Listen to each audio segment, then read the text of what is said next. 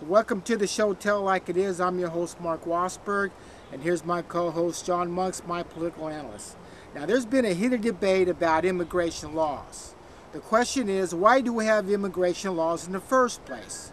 Well, I'm going to tell you why. To keep the criminals, the deaf and dumb, and the mentally retarded and so forth out of our country. It's not being discriminated against, John. Who wants to support people that cannot work and pay taxes?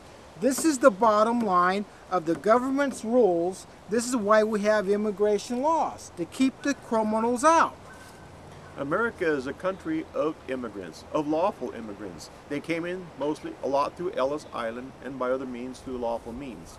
You cannot have a free and secure and open society where you have open borders with other countries, because every hooligan or anybody who has ill intent can go right across that border, come into this country, put a gun into somebody's nose, rob them, murder them, do whatever they want, and there's nothing we can do about it because there's just too many. You must have secure borders in order to have a secure country. Well, we know for a fact the United States government is not doing their job to protecting the borders. Now, for what I can understand is under the Constitution, if the government fails to protect us from criminals, that we have the right to bear arms and protect ourselves. That is correct. Now, that's the law. So any citizen of the United States could turn in an illegal alien to the police department and have them arrested. That is called a citizen's arrest, and it is your right. But the problem is, now, for example, in Richmond, California, I've been fighting the city council and some of these activists, Andy Soto and John Marquez. They have been an advocate for allowing these illegal aliens to stay into Richmond, working and driving illegally. Matter of fact, John, the Richmond City Council has passed about 5 resolutions to allow these illegal aliens, especially the Latinos from Mexico, to work, to drive illegally.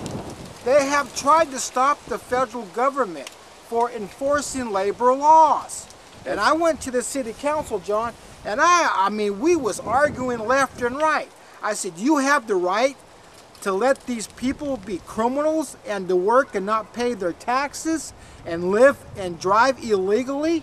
This is what this city council has signed resolutions stopping the police department from doing this. That's exactly right.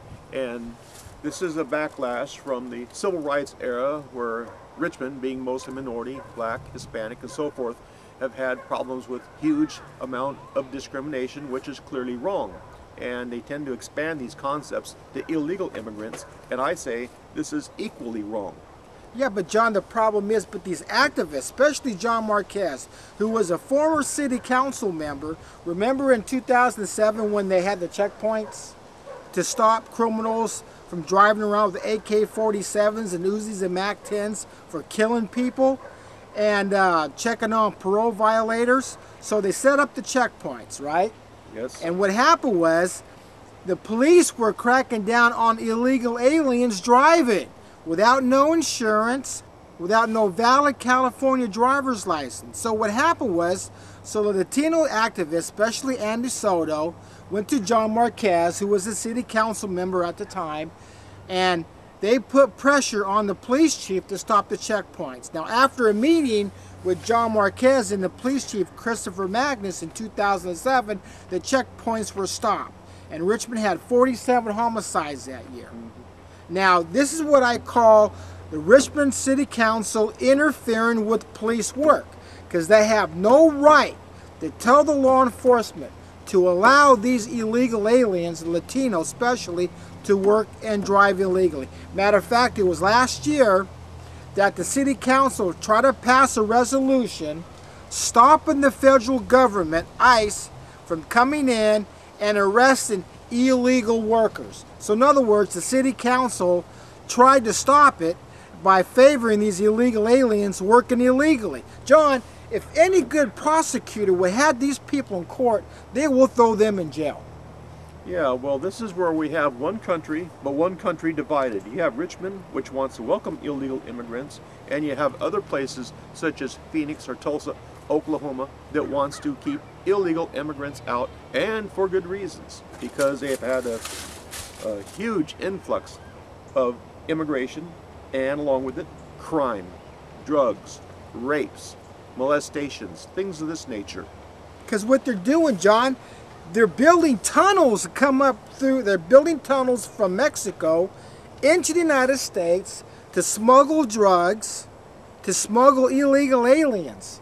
Now the question is, every American citizen have to have a social security number. And when you work, you have to pay taxes. You don't have to have a driver's license, and you don't have to be an American citizen to have a driver's license. But see, sometime earlier this year, in 2011, the City Council has passed a resolution, an ordinance, which is law, that you have to have an ID card. It was specially pushed by these illegal aliens and Andy DeSoto and John Marquez. Now, according to the Richmond City Council, they're going to issue these fraudulent ID cards with no background checks whatsoever, so the illegal aliens could have the same rights as an American citizen. And yet, they're going to try to open up bank accounts with that card, John. Even the Richmond Police Department, the Chief Christopher Magnus, even sponsored these fraudulent ID cards. It passed, but I don't think it's going to go anywhere, John, because the city has no right to issue fraudulent ID cards and pass an ordinance where you have to have that ID card. Yeah, well, it does seem a bit of a stretch, and it definitely runs afoul with federal law when it comes to immigration and so on and so forth. It almost seems like the city of Richmond is complicit with illegal immigration. Now, a lot of these cards came as a result of a backlash of immigrants having problems with check cashing places where they were getting 10% charge to cash or check or some such thing. So they wanted to have bank accounts, and the bank wouldn't allow them to have a bank account without valid ID. Well, this is something that the feds have to solve. This is not something for the city of Richmond. And the city of Richmond does not have no right to try to stop the federal government for enforcing federal law. This is what they're trying to do, John. We know for a fact that Governor Jerry Brown is favoring these illegal aliens, especially the Latinos, staying in the state of California because he signed the DREAM Act. Now, the DREAM Act is a nightmare for U.S. Constitution, but it's a heavenly dream for the illegal aliens because that gives them status to roll in colleges and put the American citizens behind because they have first choice. I mean, this is getting ridiculous. And now Jerry Brown tried to pass another law that he will not give no information to the federal government on illegal aliens, the drug cartel, all these Latino gangs, to the federal government if they commit a crime. So in other words, if an illegal alien gets busted in the state of California, Jerry Brown will not give the federal government any information if this person is wanted by Mexico, he's in the drug cartel, he's wanted for murder, he's wanted for rape, child molesters, and so forth. This is where you have an incidence where you have a governor who is more interested in politics than law. Governor Brown is a lawyer. He knows better than that. He went ahead and passed the DREAM Act anyway.